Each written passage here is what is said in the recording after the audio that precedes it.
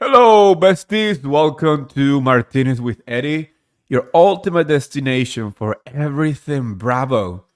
Join me as we spill the tea, dissect the drama, and uncork the juiciest gossip from your favorite reality TV show. Um, I'm just gonna say this. I'm testing this stuff on Instagram, and I'm hoping that I'm not making any what's it called? Like an echo. If you hear an echo, please let me know because this is my first time trying this new feature that my streamers have right now where people can actually join from Instagram as well. But I am a little confused, not gonna lie. I'm just hoping that you guys are able to just listen to the conversation and not have an echo. Please let me know. I really want to know. In the meantime, let me tell you, we're going to be talking about everything Bravo this week, December 11th to 17th. You know, um, yes. Guys, please, if you are listening and watching, please let me know if there's an echo. I just want to make sure of that because this is going straight to my podcast and I don't want to have that issue. So, like I said before, we're going to be talking about everything Bravo during the week of um, 11 to 17th. There's a lot to talk about, to be honest. There's a lot to talk about. It's one of those weeks where we are getting closer to the holidays, right? And the closer we get, the maybe the less Bravo stuff coming out, but this it hasn't been the case. We Let's start with good news. Let's start with good news because we want to start everything with the right foot. Um, Kenya finally, um, kind of like finalize her divorce, right? To me, that it's a win. We're not gonna get deep into it because we had seen this for like many years, and all I want to say is like finally we know that Kenya is free from all this drama that's just been going on for many seasons, and it's really amazing to see that somebody that we have watched on our TV, somebody who has been trying really hard to end this chapter in her life, finally had gotten the opportunity to, don't have to deal with it anymore, right? Um, to me, the best part of this whole situation is that when Atlanta comes back to our screen, we finally gonna have a new Kenya, a Kenya that is not involved with this man anymore, and she can move forward. I think we're gonna see a happier Kenya when um, Atlanta comes back. That's for sure, you guys. Um, I am really excited. Perfectly is asked me, what is your skin routine? Your skin looks amazing. Well, I don't have like a skin routine. Thank you for asking. I use these products called New Face, and this is not a an advertisement. I literally buy that because I like it. I get their creams and moisturizer. They have also a machine that keep your face really tense and it looks really good, right? I use the MDNA by Madonna's face wash, and I also use the MDNA rose water that you spray on your skin just to keep it moisturized during the day. But that's pretty much it. Yeah. Well, thank you. Um, I want to talk about all the show that we had this week. We had Salt Lake City. We also had Atlanta, Potomac, Beverly Hills, Miami. We had Southern Charm, Southern Hospitality, and I'm telling you, there's more to come. We should be getting really soon the trailer for Dubai and the trailer for Summer House because Winter House is ending. The best part of Winter House is going to be the reunion. I do know for a fact that it gets really juicy. If you love Summer House, I think it's going to be an amazing finale. I mean, if you enjoy Summer House and Winter House, I'm a big fan. Everybody who knows me knows that my biggest, most like exciting show that I always wait for are the ones that are not housewife related.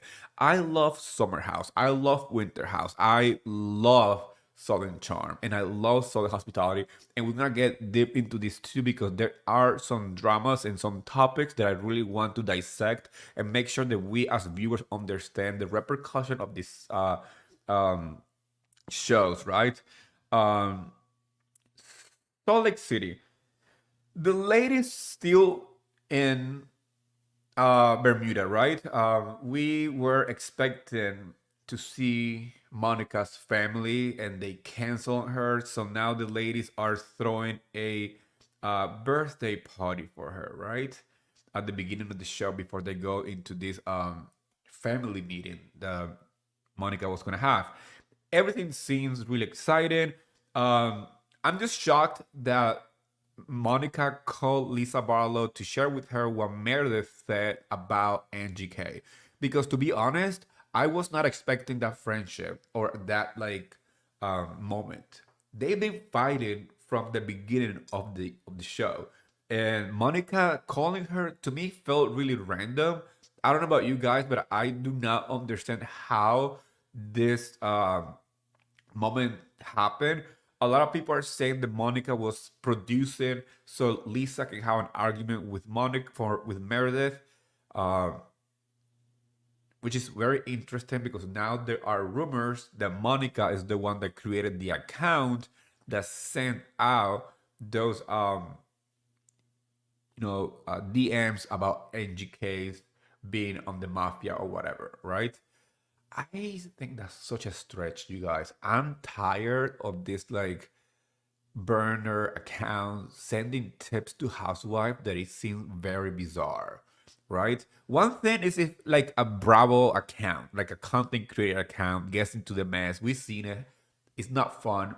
I'm not here for it.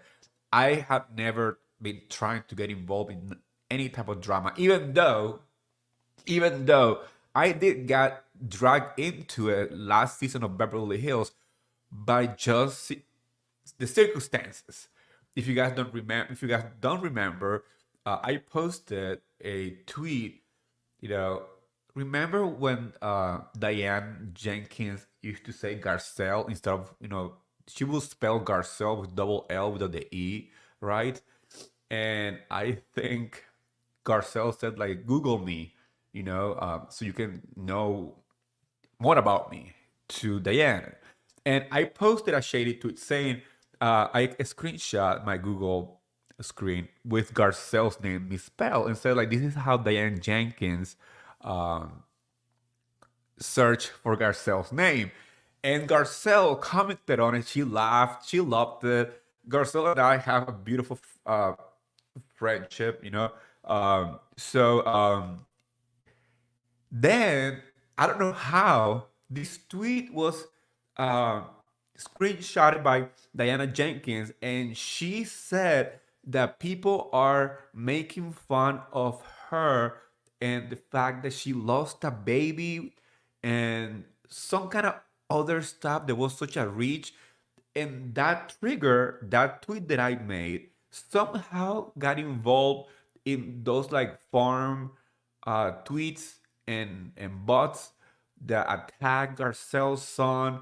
It was a hot mess, and even though I know I was not the person who um, orchestrated the whole thing, my tweet somehow got in the mix. And to be honest, being involved in housewife drama like that shouldn't be our job to do, like, as a content creators, right?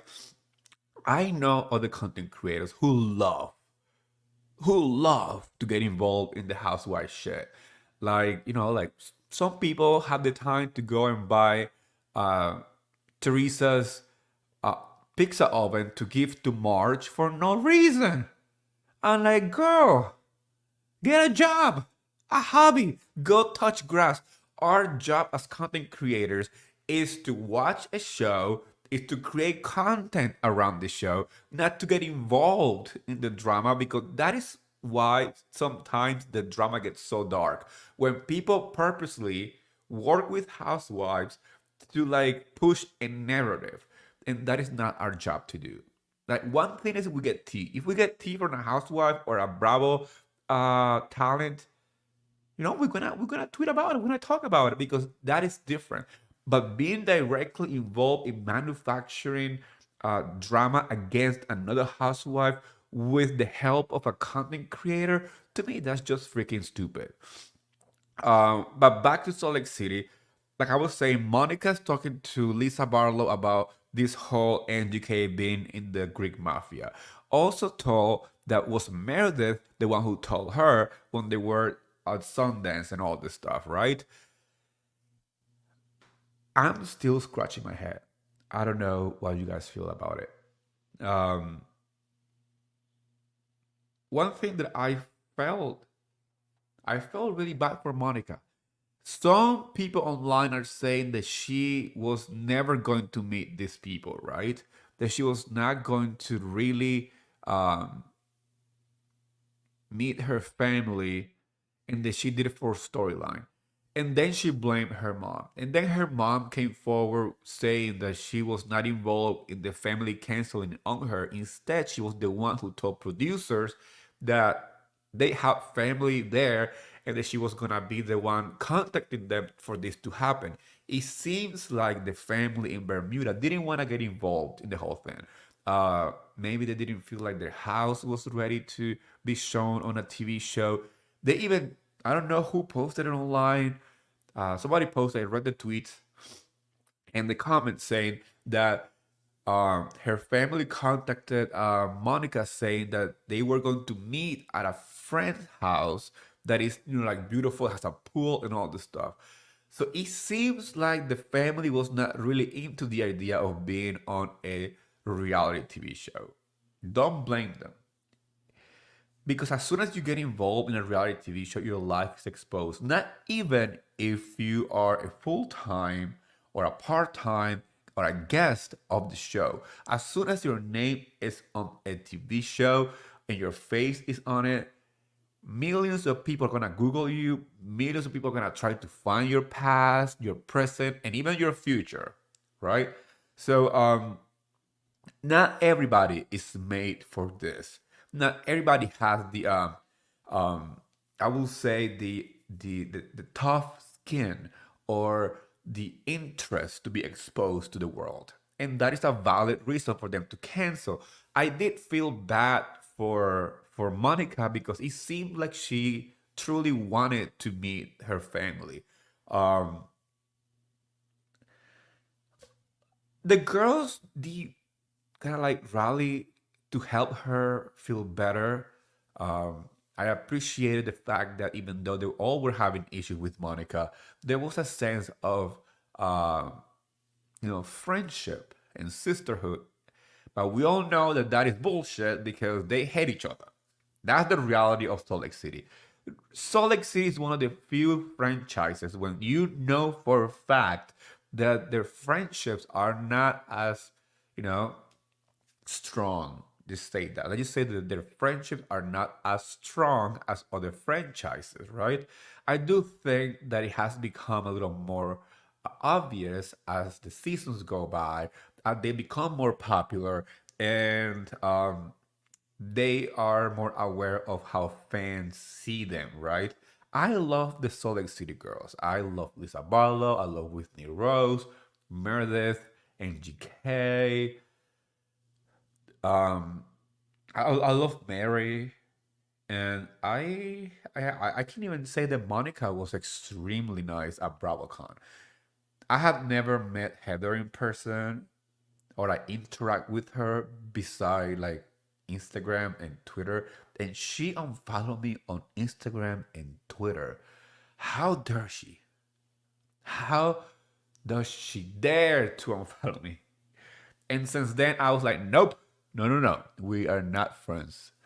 But it was just because I said that the choir was a joke of a storyline. That's all I said, and it's true. That was a joke. That was a joke. And even on this season, I still feel like Heather is the girl who doesn't do much on the show, but somehow she ended up sitting next to Andy. That's the reality that we're gonna see on this reunion. I do understand that there's going to be a situation in a couple of episodes where Monica goes really berserk on, I mean, Heather is going really like crazy on Monica for some reason. What it is, we don't know yet. We kind of have an idea because this whole lawsuit situation and like the fact that like Monica was one of the clients and she never paid, and then she complained, and the Botox were done right. I don't know, whatever it was. Uh, it seems like Heather did not know that she was that person that was trying to sue her, and or was like kind of like bad mouthing her business, right? Another situation that I'm very interested on is the fact that during this like pirate dinner, they were talking about sex, right? And Heather somehow felt so offended about the conversation. I do not understand how Miss Bat Mormon, who spoke about sex so openly on season one, somehow she's offended about a simple, fun conversation between women at a table. She was judging Monica, she was judging everybody. I don't know. It doesn't seem like on brand. Like she's been talking about being a Bat Mormon for 4 seasons. She wrote a book about it. And I don't know. I don't know. She's not living up to the expectations and the whole thing of being a bad Mormon. Honestly, she does have qualities to be a bad Mormon, but does she like have what it takes to have that image on the show? No. She might be like the girl who drinks and stuff like that, but when it comes to be like a bad girl, she has like no qualities about it. That's just my opinion. I am interested to see how this is going to move forward and how are we going to find out about this whole Monica versus Heather. Because the last few minutes was about exposing Meredith as the person who started the rumors, who also went ahead and showed Monica the Burnett account. And we also found out that Lisa Barlow has a cyber security team behind her. I mean, she has 7 lawyers, a cybersecurity team, a $60,000 glam squad. I mean, she is her own business and she's not afraid to show it. And hey, like Whitney was wondering, do I need a cyber security system? Maybe I do. Maybe I should hire some so I can expose all the trolls on my Twitter account. But yeah, the last episode was quite interesting, and I'm really excited for Salt Lake City. It's having one of the best seasons, like as a franchise and across the board. Um, the whole cast is clocked in. The whole cast is bringing a lot to the table. The whole entire cast is being messy, petty, funny, delusional, and all in between. And it's what it makes a great housewife show. Um, it's what is missing in some other franchises. Like at least this trip to Bermuda was, it looks good. It looks like fun. It looks like they went to a really awesome, um, what's it called? A resort. It's not giving low budget like going to a freaking chicken shit bingo in Austin. Now we're gonna get to that part, you guys, because that was low budget to the lowest. Like this is not giving low budget, this is getting like overdraft in a bank account. This is literally overdraft. It's not low budget. There was no budget and it went overdraft. That's how bad that was. Who made that decision? Who signed up for this chicken shit bingo? It was given like parking lot at Walmart. Not even inside Walmart, the parking lot. Don't get me started because we're gonna get spicy with that one. Um, Winter House. I'm gonna just simply say that I am not liking the way that Alex is you know, trying to make Danielle seem to be a little unhinged. And he says one thing to some people, and then he says other stuff to Danielle. And obviously, Danielle is confused herself because they, like in a couple episodes, they had sex, and then he went 20 minutes later and tried to like hook up with another girl and flirt and stuff. And like, I understand that they are on vacation, but those things seem nice to me. Uh, I'm Team Danielle. Period. She might be hurt from a previous breakup. She might be trying to deal with the whole emotion as the show goes on. But like, I do feel like a lot of fun stuff was so removed from it just to focus on the fact that they were having a very crazy vacation fling, and they are trying to make Danielle look like the crazy one. And I'm sorry, that's not the case. That's not what I think it is. And it's sad to see that a show that is supposed to be chill, because winter should be chill, like Kyle Cook says. It seems like it's just they're forcing the drama to be the center of attention when the center of attention should be the parties and getting drunk and being stupid during vacation with friends. That's what I like to watch during summer house and winter house. And I'm excited for the new winter house because we know what is coming. I mean, it's not gonna be like the center of the show because it happened towards the end. The whole Lindsay and Carl um, breakup and calling out the wedding. But we're gonna see how that like head towards that, and how the girls rally to help Lindsay and to make sure that she's fine, right? Okay, let's talk about Beverly Hills because, oof, what an episode, you guys, from the beginning to the end. That was something. That was crazy. That was totally unhinged in so many levels. Um, I do believe that those who didn't take Beverly Hills seriously definitely are shocked. On this episode, we see Sutton trying to, um, you know, kind of understand why Kyle is acting the way that she is. And she's also planning her 4-year anniversary for Sutton Concept, which is her store in Beverly Hills, right? Um, my my thing with this whole thing with Kyle, during the beginning of the episode, we see her interacting with Mauricio, and the more that they were trying to look natural on camera, the more they look like they are having issues. And to me, that's the problem. To me, it's the reason why uh, a lot of people are like, why were you trying to shame Sutton for asking the question that it seemed obvious? And trust me, I understand that Kyle was going through a hard time because she lost her friend. That is very clear. That is happening. But Kyle has been the woman who literally told LVP that she was going through a hard time or that she had stuff going on when LVP was telling her, well, they were friends, that she was, dealing with antidepressant medication after losing her brother.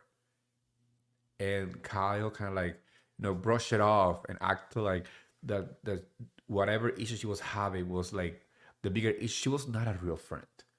And she has always been that person saying, hey, we need to be honest. You have to like whatever.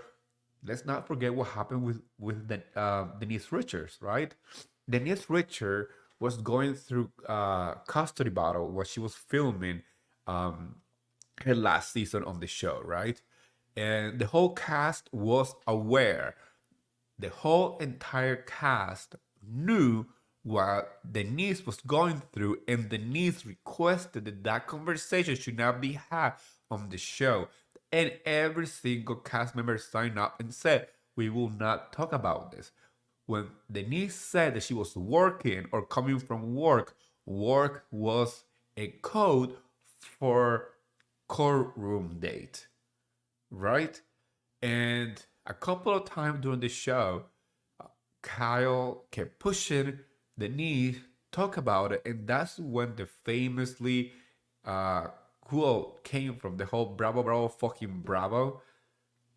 When then he said like, "Kyle, I'm not doing this with you. I'm not doing this with you," and she looked at the camera and stopped production, and then production gets mad. Yes, production got mad because production wanted her to talk about it on the screen after they said, "We are okay with you not saying anything because we know that this is a legal case, that it shouldn't be talked about on a show because it's an ongoing case." Like uh Candy said last night on Potomac, "It's not smart to talk about a case on national TV that is ongoing because you want to make sure that you finish the chapter in your life, that you are done with it, and then you can talk about it." And that's what Denise was trying to do. So the fact that Kyle is so upset that Garcelle and Son are questioning her marriage, that is obviously going through struggle, that is obviously not in the best place, because she hasn't shared enough with the group, and she always pushes people to share everything with the group so she can produce something. But when it's time for her to produce her own story and her own storyline, she hides behind her tears and her anxiety, and it's not fair. So yes, it really, really, really sucks to go through a separation on TV. It really sucks to go through, a very hard time in your life. But that was exactly what many, many other housewives on Beverly Hills has gone through, and Kyle pretty much pushed them out of the show. Like LBP. That season that LBP left Beverly Hills, she was going through losing her brother. She was going through, if I'm not right, she also lost, was it her mother? Um, During that was happening, I believe she was going through something heavy. She was taking antidepressant medication. And they knew that. They knew that she was on her weakest because she was emotionally exhausted. And they looked for any reason to get her out of the show. And the only way they did it was they all gang up against her by plotting and by creating the whole puppy line storyline that we know was fabricated for the five sisters of the apocalypse. They blame Lisa Vanderpump for selling the story, and every outlet in the media has come forward and said she did not sell that story to us. Allegedly was another Lisa on the show. Just saying. I also find it very funny when people talk about Sutton's um, spousal support or whatever, the money she got from her divorce.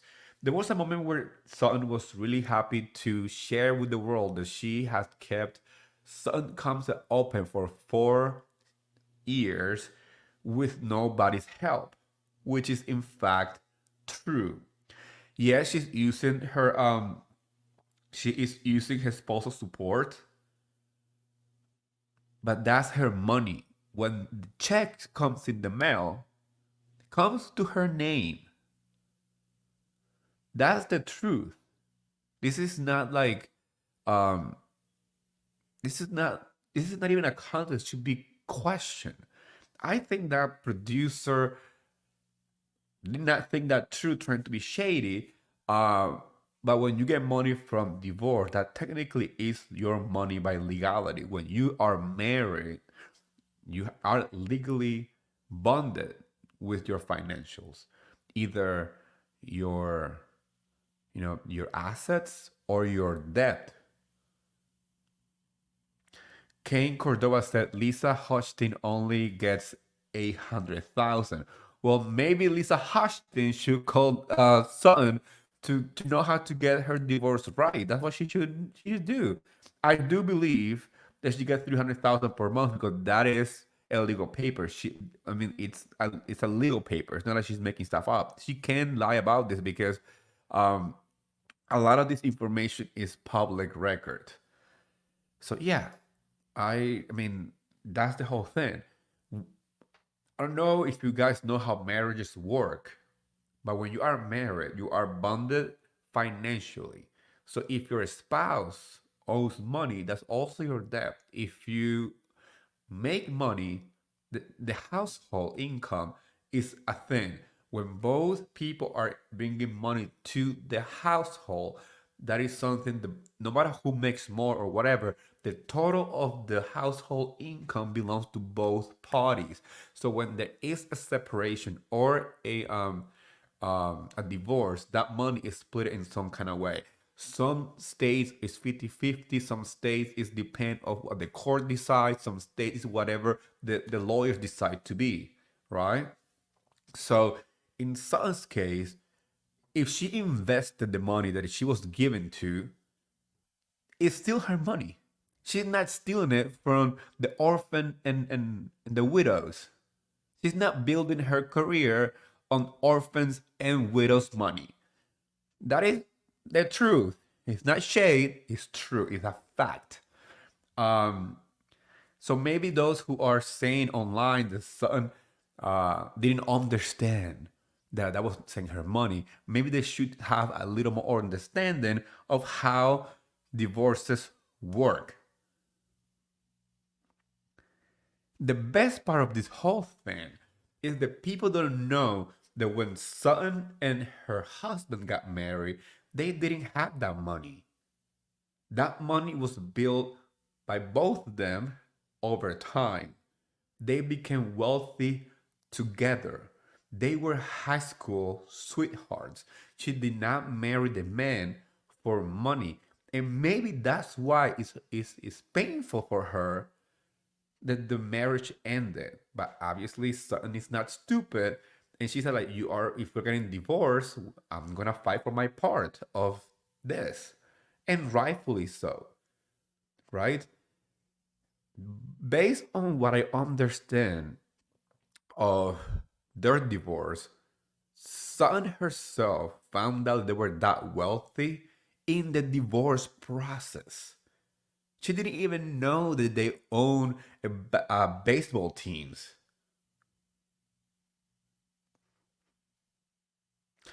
And while she was working with her husband, she was the person who will be the social butterfly. She will be the one hosting parties. She will be hosting, the investor. She will be doing the part that brings the money in. Because for those who maybe have no understanding how society works, yes, a lot of businesses happen in rooms behind closed doors in a building, you know.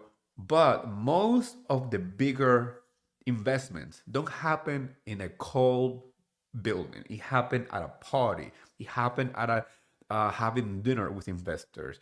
It's inviting the investor to your home. Is having the wife talk to the other wives to make sure that they feel like family. Obviously, the ones who never been involved in this world don't understand how it works. So when I see people saying the son doesn't deserve this money because he didn't work for it, maybe you should know how much effort and time she put into making sure that the investors that were working with her husband were entertained. Yeah.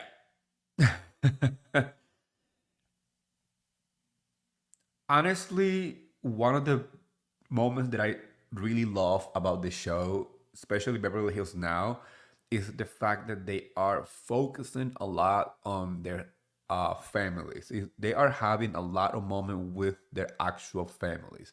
Um, we saw a dinner between we saw a dinner. with Garcelle, her son, and her son's girlfriend. And their dynamic is just so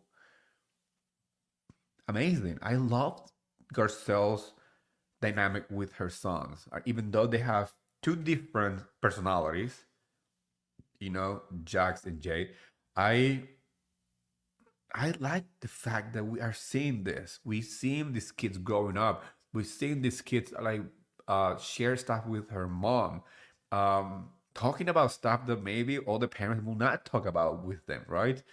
Garcelle has been very open about her family, and we are getting to know them even more and more as the season goes on. Um, we lost a little bit of that part in Beverly Hills. Like we used to see, the parties for the kids, and we saw the Umansky girls growing up. We saw, Kyle's daughters. We saw them growing up on our TV. We saw them having party, being in, starting businesses, and yeah. So I'm happy that we are going back to that. We were so laser focused on, Erica's issue and whatever drama was happening, that everything else was removed for like almost 2 to 3 seasons, right? And now that we are moving into a more like old school housewife, we are having great moments, including that dinner. We wouldn't have those type of moments if we were still focused on this goddamn Erica issue. And even though it's very important and it should be talked about, I do believe that it sucked the life out of the show for 2 seasons. It was like I was hate watching my favorite franchise.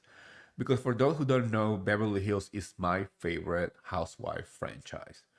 I love every single show in Bravo, but there are shows that over time became my anchor to stay watching Bravo. And even though I love, Ronnie, I love Atlanta, I love New Jersey, uh, there's something about Beverly Hills since day one that, look, I even forget about Orange County. It was the franchise who started everything, and I hate Orange County. Like, hate it. I mean, I don't hate it, like, not to watch it, but it's my least favorite franchise when it comes to Housewife. I don't understand it. I don't think it's funny. I don't think it's edgy or interesting or rich. Because let's be honest, Orange County is just soccer moms with a little extra money. They're not like the only person in that show that changed everything in Orange County and made me excited about Orange County was Heather Dubrow. When she joined Orange County, it became wealthy. Everybody else is just soccer moms with a little extra credit card, to me. But Beverly Hills changed that. I was like obsessed with Lisa Vanderpump. I was obsessed with Adrienne Maloof. Their wealth, their opulence, their extravagant lifestyle, their houses.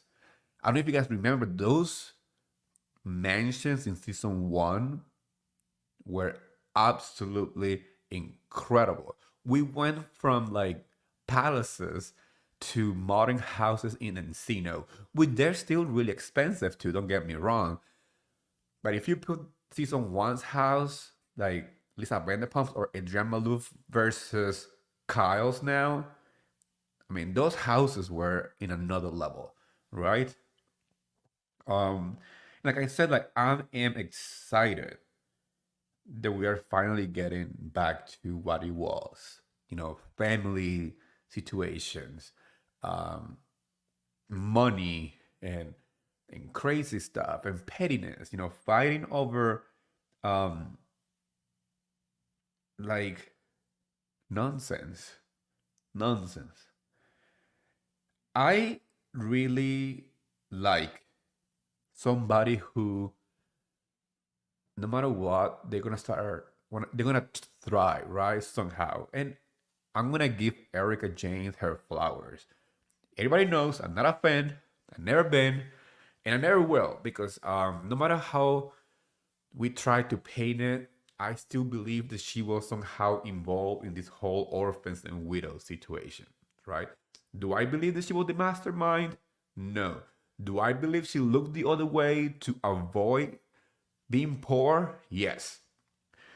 But now in this episode, she finally signed her residency, and I make quote air quote sign because that is not a residency. That is a um, karaoke show at a bar in Vegas. That's what it is. It costs $7 to go see it. It's not a residency. It's not Adele's. It's not Britney or Katy Perry. This is a bar show with a karaoke. And it's kind of more like if you guys live in New York City and you go see the drag queens at a brunch, that's exactly what it is. So, but I'm happy for her. I mean, I'm really happy that she is going back to her musical career, if we want to call it that. I don't, yeah. I was gonna say something really shady, but I'm just gonna keep it to myself. Musical career. Um, but somebody with a real career as a businesswoman, Sutton, I love the fact that Sutton has grown to be not only a great businesswoman, but also a great housewife.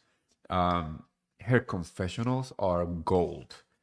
We know that she doesn't keep anything to herself on those confessionals. I must say, Sutton has been given so much this season, especially in confessionals, that it's becoming more and more evident that the show need her, and it's one of those people that nobody saw coming. Seeing her having that party and inviting people to the party, and like we saw Kim Richards that came with Kyle as her plus one just to make sure that Sutton knew that they were okay. Funny thing is Sutton said like in a confession like, well, I guess Kyle is good with one of her sisters. Um it got awkward at times because not only Kim is a little awkward socially, I believe. I mean, she's seen a little awkward. I mean, I'm not saying that she's on anything. That I don't think she's on anything. I just think that Kim is socially awkward, and that's okay. Some people handle social environments in different ways. Some people are very extroverts and they know how to handle like conversation with random people, with people that they don't know, they never seen before, and then you see people who can barely keep a conversation because they feel so awkward or they feel like they don't know what to say, so they just say whatever to keep a conversation. Then people are just like crickets, right? There is a part of the show that I was really really upset about because I do not believe that a medical worker, in this case, Anne Marie, who's a nurse, she's not a doctor. Let's make sure that we have that clear. She's not a doctor, she's a nurse. She doesn't have the qualifications and the credentials to call herself a doctor, right? Um, and to question certain in her medical um, history is repulsive, is disgusting. If Emery wasn't a nurse, I'd be like, okay, this is just another housewife trying to have a moment. But this is a woman who works in the field and she knows that she shouldn't weaponize in her own career to discredit somebody else's medical issue. Also, just because you're a friend with Kyle doesn't mean that you have to come on the show and be her mouthpiece. Because what happened to Diane Jenkins becoming Lisa Rinna's mouthpiece last season? She lasted one season and the fans hated it because as a fan, you realize that they planned this before the show start. Emery did not know Sutton whatsoever. She was not on the known of how Sutton behave or act, or if she drinks, if she doesn't drink, if whatever. So on every turn, she's been going after her for no reason. So it becomes obvious that Kyle can do her own work. So she sent out freaking Emery, and it's flopping so hard because not only she say stuff out of thin air, when somebody confront her about that opinion, she backtracks because as we see in that moment when Sutton is talking to her, and Sutton said like, "What do you want my health insurance card?" She started to backtrack a little bit because she felt the heat coming again, like towards her, right? And good for Sutton. She shouldn't be dealing with this shit. She shouldn't be having somebody question her medical history. It's not Aunt Marie's job to try to discredit it. I'm happy that Sun said, like, you're not my doctor, know your place, know your lane.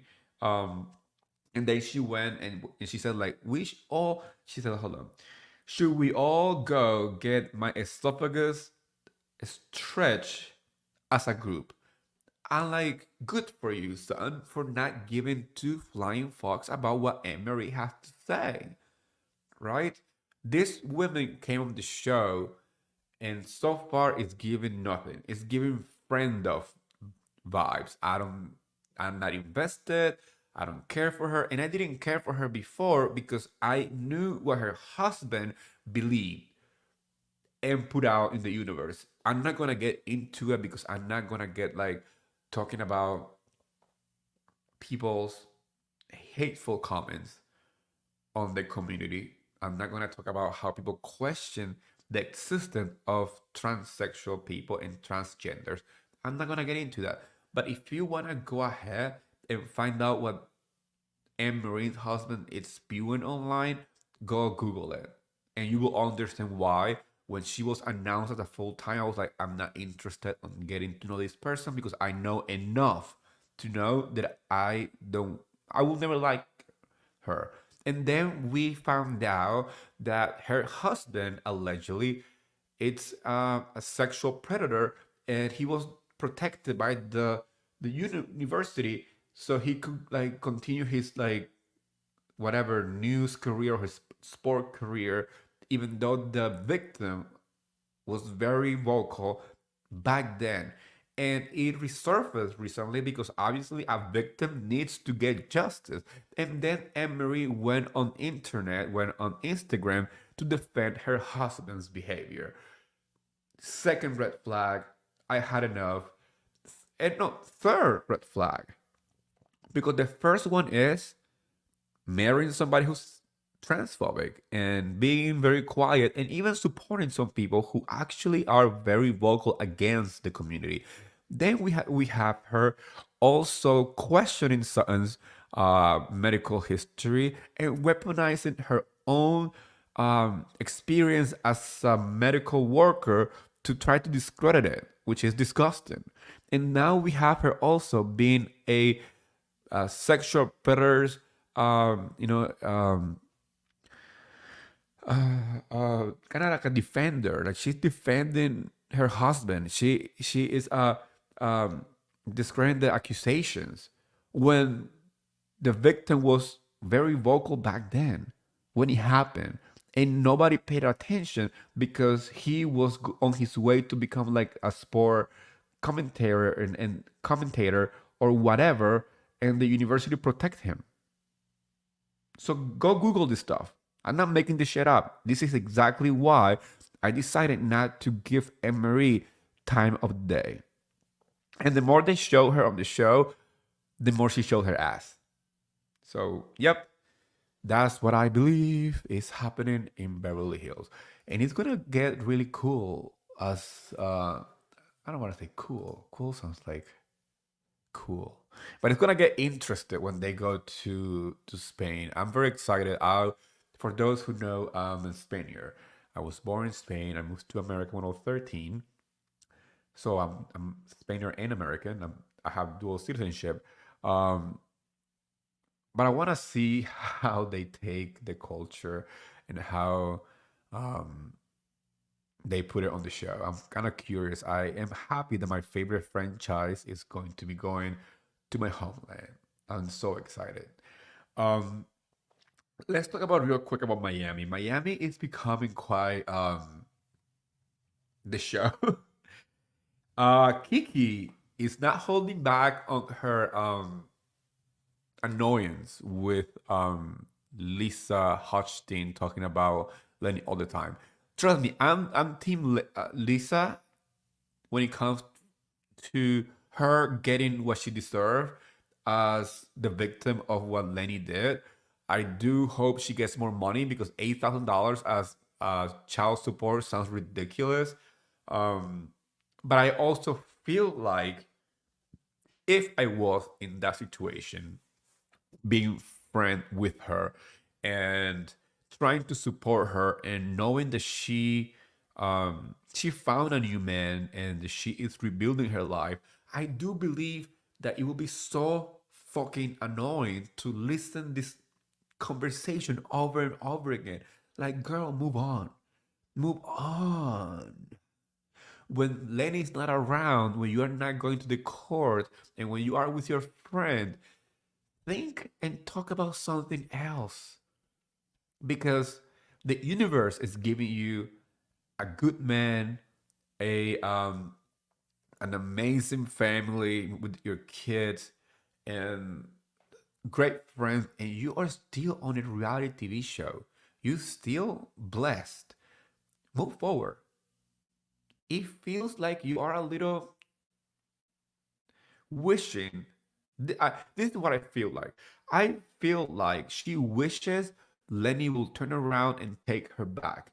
And I hope I'm wrong because Lisa, it's a beautiful woman. It's very smart when it comes to like, you know, businesses and whatever. Like now she has this like Aroma 360 like partnership. I seen the commercials online. They keep popping on my Instagram because my Instagram knows that I'm obsessed with housewives. So they show me every single housewife merchandise. I'm not joking. Um, but yeah, like girl, move on. We don't want to hear it either. As a viewer, it gets annoying too, because we like you, but please stop talking about Lenny. Like, move on. Doesn't mean that you have to forget what happened. Doesn't mean that you can't talk about it. It doesn't mean that you can't talk about what you're going through. But just know that it cannot be the only conversation that you have with your friends because then they will feel like you are using them. That's how a lot of people feel like when you only call them for a reason. When you only call a friend to complain about something, you become like heavyweight on the friendship. And people go through shit too. People go through a really hard time. So it's hard for them to share with, you know, with you their the hardship in life because they think that it will be, an inconvenience for the friend, right? So just know, people do care about you. People do want you to do better, but people don't have to listen to you talk about Lenny all the time,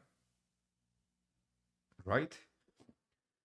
Okay, let's talk about Southern hospitality. No, charm. Let's go to the Southern charm first, because Southern charm is having a great season. Don't get me wrong. I like this season. I'm just kind of upset. I'm gonna be honest to you guys. I'm pissed with Southern charm in the way that they did my fades. Like, um, I love Leva so much.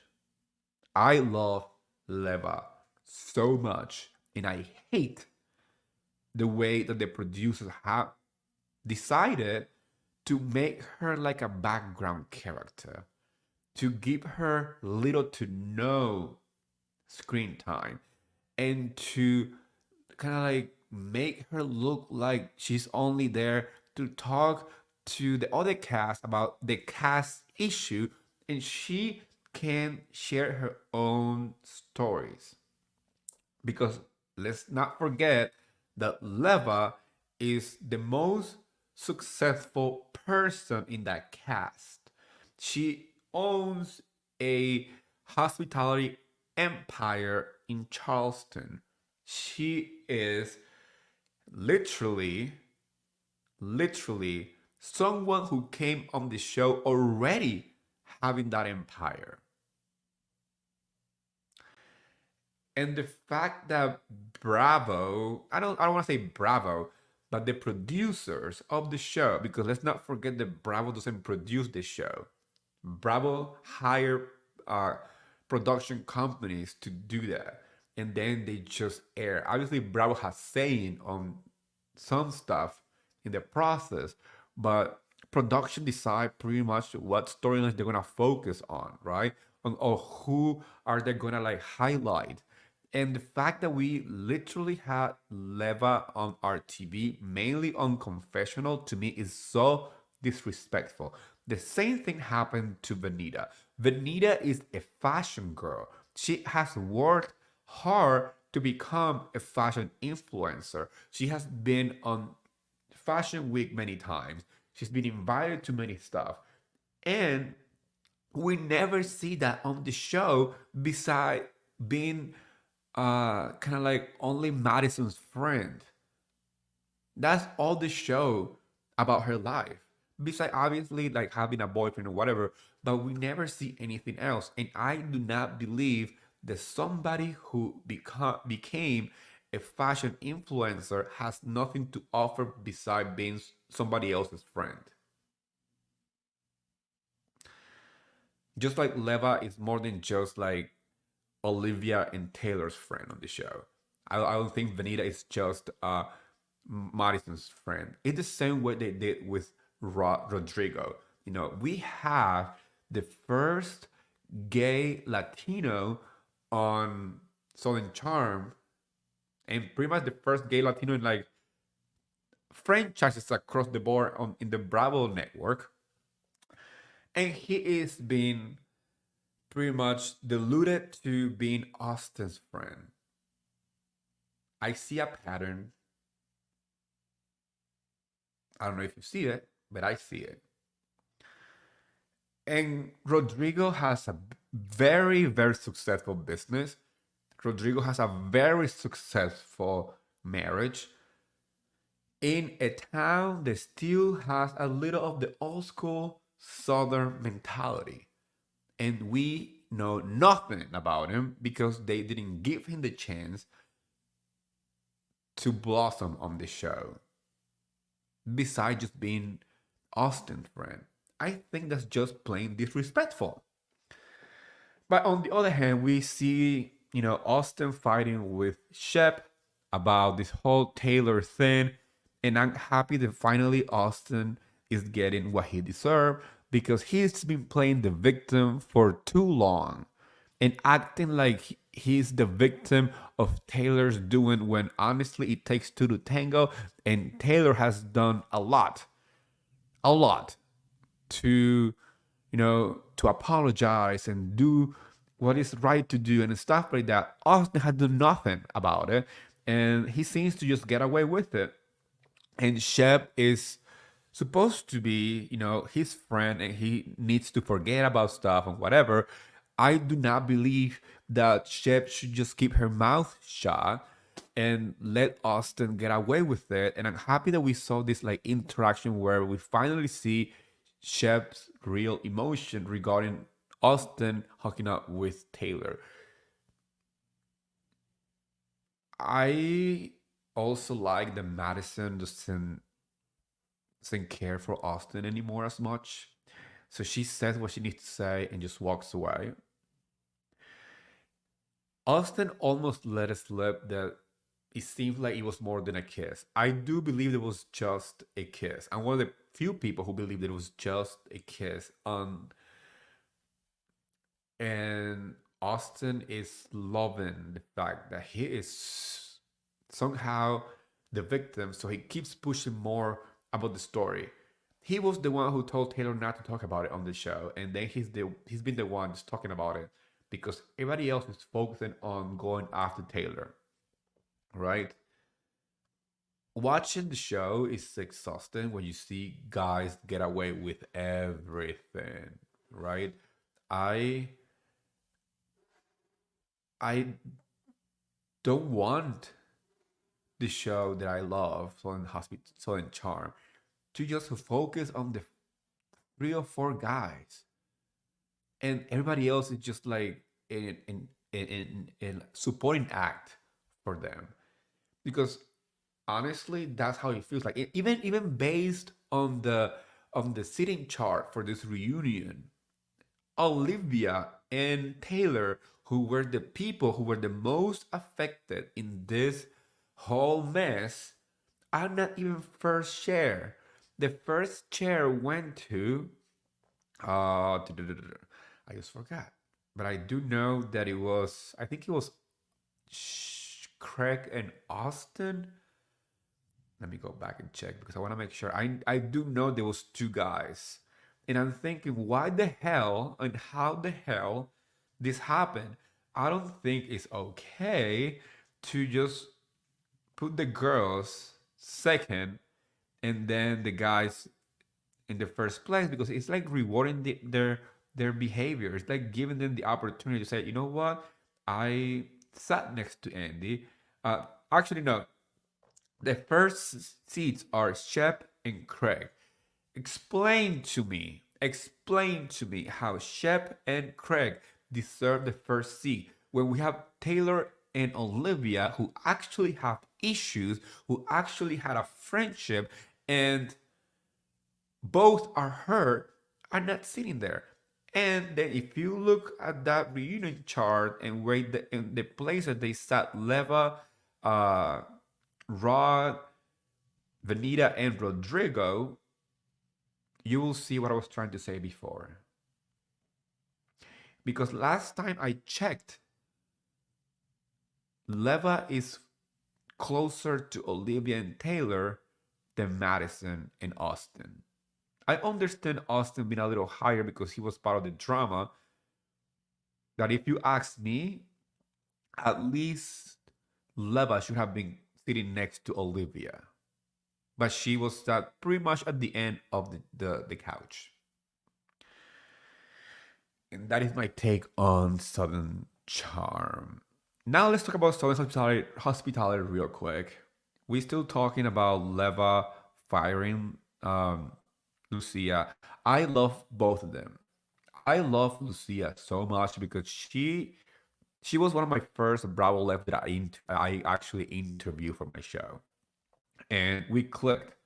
We clicked so hard because we are both from like Spanish speaking backgrounds, and you know both have like very like the same kind of sense of humor. So we had a connection. Obviously, I do understand the reasoning behind her getting fired. Do I believe that she deserves a second chance? I hope she gets it because she does. I mean, she's been friends with Leva for 7 years. She had worked for her for a long time. But being in that position where you know, where you have to decide between your business and making sure that people follow the rules in a friendship, it's hard. It's a hard position because you don't want to look like you are giving other people the chance and not to others. Based on what we had seen on the show and based on what Leva had explained on the show, is that many people were fired for that same reason before obviously the show started filming. And this conversation about not drinking was done before starting filming. So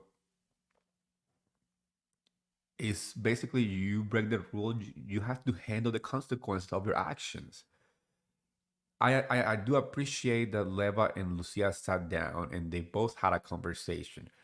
To me, seems like an opportunity in the future. Maybe not right now, it's too fresh, but maybe there's a chance that Lucia might come back to one of her businesses or something. Or maybe Leo's gonna help her to get another job somewhere else. Who knows? One person who just got a job with with Leva, and I'm actually truly enjoying is Oisin O'Neill. He came on the show literally with an OnlyFan, pouring milk on himself and stuff like that. And based on what TJ said, is that it's only $12 to see his boner. And I mean, I'm kind of curious. I'm probably gonna have to pay the $12 because I want to see what is in that OnlyFans. I have no shame, so I'm gonna probably gonna end up paying the $12. He seems to target Will. I see the drama. I know where this is going to end. Maybe he's gonna try to get with Emmy, and Will's gonna end up fighting with Eugene, and it's gonna be interesting. This season is so entertaining because it's finally finding its own footing in the Bravo universe, right? The cast members are already comfortable filming, they are themselves. Like that's scene when TJ and Bradley visit Joe Bradley, and they were talking about the hangover cure, and Joe Bradley said like jacking off is like his like favorite cure for a hangover. I agree. I agree. Wink. Um, and then they pan uh to Joe Bradley's curtains. They are like filled with like what it looks like cum stains, and that conversation and dynamic is what is given that the cast understand what they need to do to give really good TV. I mean, it's really hard to um to have a very organic first season in any type of reality TV environment just because it's a weird setting. You have cameras, producers, audio people following you around, and it's hard to be yourself at the beginning. You have to give yourself time to feel comfortable having all this noise around you and mute the noise so you can focus on the situation and do it in a very organic way. And I do believe that even on this episode, it's only episode 2 of season 2, and I see that in the cast. They are comfortable, they know what to do, they are given great one liners and great moments. It's like Grace Lily is literally um, filming her confessional, and she rips a fart and she stops, laughed, and continue like nothing happened. That right there is why she's gonna become a really amazing reality TV star, because she is comfortable enough to fart during a confessional and just act like nothing is happening. Um, the other part of the show that is also crazy is seeing how Maddi is going through this breakup with Trevor. Um, that's hard to watch because she is very hurt, and it seems like Trevor is lying left and right. And he did say something that kind of like um got stuck in my head and kind of made sense when he said that Bradley had like a reason to plant this, you know, seed of like, not trusting him because what Maddi did to him in the previous season, like um be the reason why Bradley's girlfriend broke up with him because she heard from Maddi in her conversation about Bradley getting a blowjob in an alleyway. So he has a motive, but Trevor's not doing any good to himself. He's looking guilty. He's looking like he fucked up, and let's see how that goes. I'm really excited for Southern Hospitality. I think if you haven't given a chance, go and watch it. I do think the Bravo score gold with this cast, and it's amazing. A cast that I'm excited to see is Martha's Vineyard, Summer House Martha's Vineyard. I mean, that's another show that should be getting a trailer very soon because they filmed over the summer. Um, I know it's gonna be dramatic. I know it's gonna be good. And I love Jordan. I actually spent Friday night celebrating her birthday. It was amazing. I'm not gonna give any details.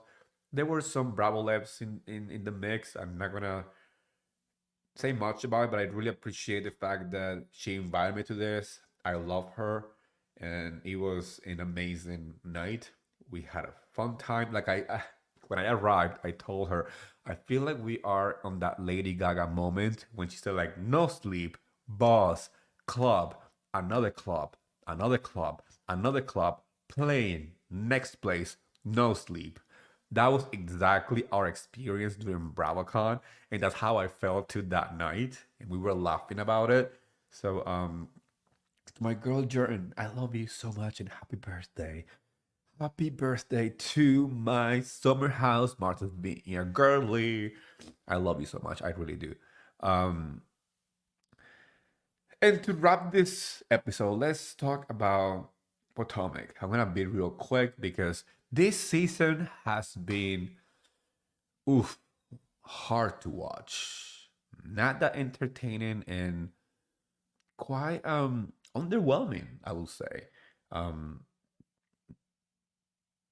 Not very sure where it's where it's going. The Austin trip is the lowest of the lowest budget I ever seen on a housewife, and we are even including Salt Lake City and the low budget trips in Salt Lake City and nearby states because they couldn't fly too far because uh we had Jen Shao in the cast and she was not allowed to travel in some places, so it was low budget. But this is a whole new level of low budget. This is like overdraft. This is overdraft.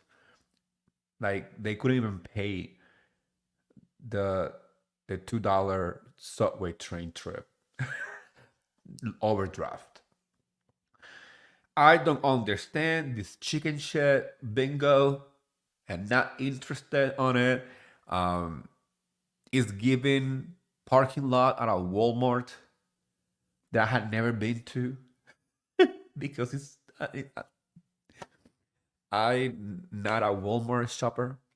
Never been in. Honestly, I'm not lying to you guys. I had never been in a Walmart in my life.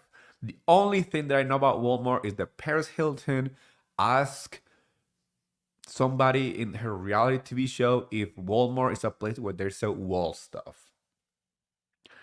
And that was to me iconic, but I never been in one. And the videos that I seen online are frightening, are scary.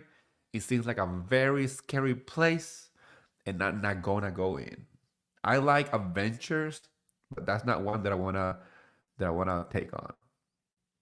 But beside the whole chicken shit, I love Karen's reaction because as we know, she's afraid of chickens and she has this chicken reaction or whatever. We have seen it for many seasons. So like when I saw her like reacting to the chickens, I was like dying laughing. There was a conversation. I'm not gonna get into this because it's not my place to talk about. But Giselle approached Karen and she was talking about how she felt regarding um what Candy had said at the reunion and what she said online and all the stuff, but uh I some stuff are consequences of your mouth. Not even actions, mouth.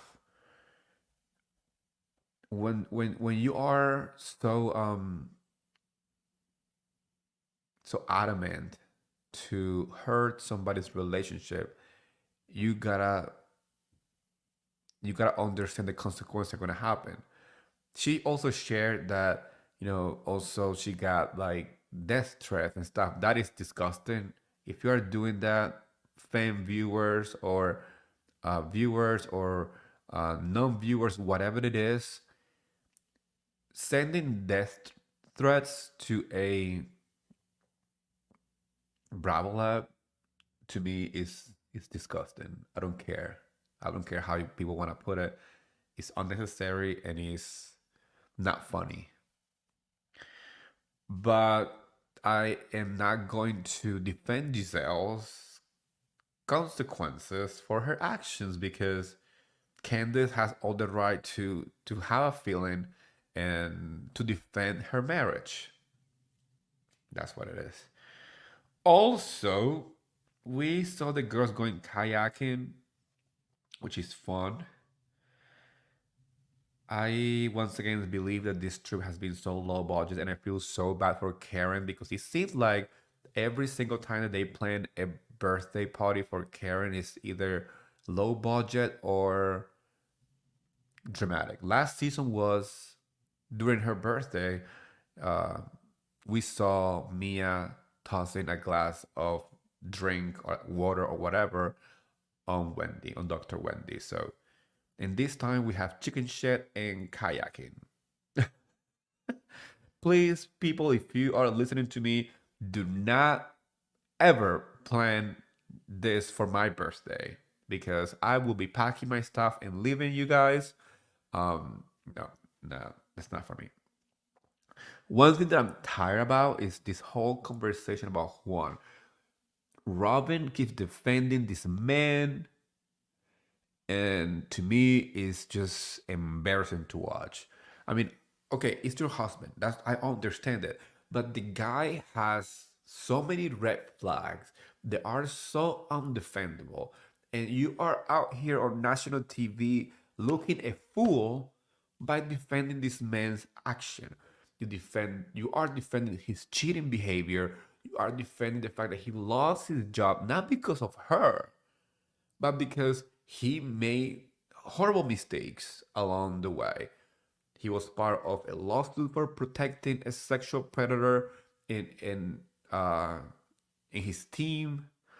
We also, based on what it was said, he looked the other way and didn't do what it was needed to protect this person.